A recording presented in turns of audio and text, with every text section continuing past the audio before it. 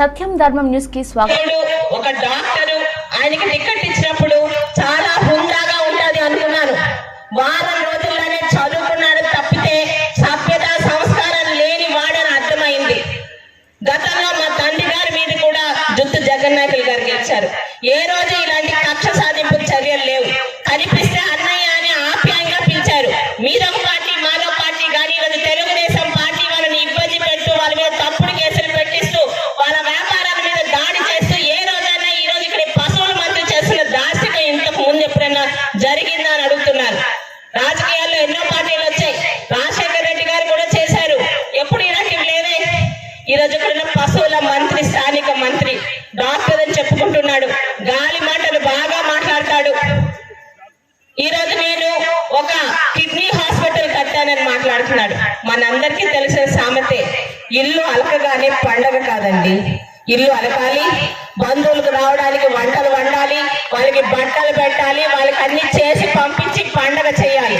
అంతేగాని 5 సంవత్సరాలు ఒక బిల్డింగ్ కట్టి ఆ ఒక్క బిల్డింగ్ కట్టడానికి ఒక నల్లబొడ్డూరు కూడా ఎగిరిపోయింది, ఒక రామకృష్ణాపురం కొండ ఎగిరిపోయింది, ఒక సూదిగొండ, ఒక నెమలిగొండ, ఒక బెండిగొండ, ఒక అనంతరిగొండ, 6 కొండలు కరిగిపోతే అక్కడ ఒక హాస్పిటల్ వచ్చింది.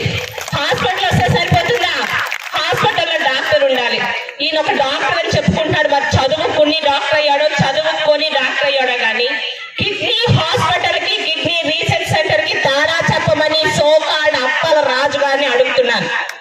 కిడ్నీ హాస్పిటల్ అంటే గతంలో తెలుగుదేశం పార్టీ హయాంలో చంద్రబాబు నాయుడు గారు ఈ ఉద్యానంలోని మహమ్మారిగా కారణం తెలియకుండా పీడిస్తున్న కిడ్నీకి ఒక కారణం మంచినీళ్ళు అయి ఉంటాయని చెప్పి ప్రతి దగ్గర ఎన్టీఆర్ సుజల స్రవంతిని తీసుకొచ్చి 20 లీటర్ల నీటి బాటిల్ ₹2 ఇస్తే ఈ రోజు ఆ ఎన్టీఆర్ సుజల స్రవంతిని గట్టెక్కించి అక్కడ మూసి పడేశారు.